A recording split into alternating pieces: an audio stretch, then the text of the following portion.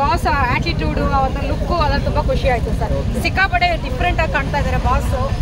Attitude ನೋಡ್ತಾ ನೋಡ್ತಾ ಒಂಥರ ಜೋಶ್ ಅನ್ನಿಸ್ತಿದೆ ನಮ್ಗೆ.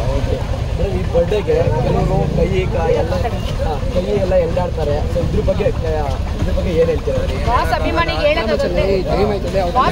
ಹೇಳೋದು ಒಂದೇ, ಬಾಸ್ ಚೆನ್ನಾಗಿರ್ಬೇಕು ಅಂತ ನಾವು ಯಾವಾಗ್ಲೂ ಬಯಸ್ತಾ ಇರ್ತೀವಿ. ದಯವಿಟ್ಟು ಬಾಸ್ ಕೈ ಕಾಲು ಎಳೆಯೋದನ್ನ ಮಾಡಬೇಡಿ.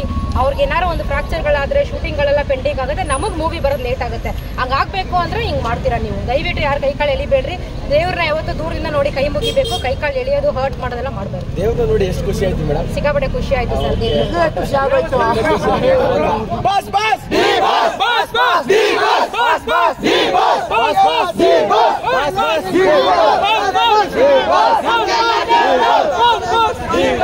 ಈ ಒಂದು ದೊಡ್ಡ ಮನುಷ್ಯ ಆಗ್ಬೇಕಂದ್ರೆ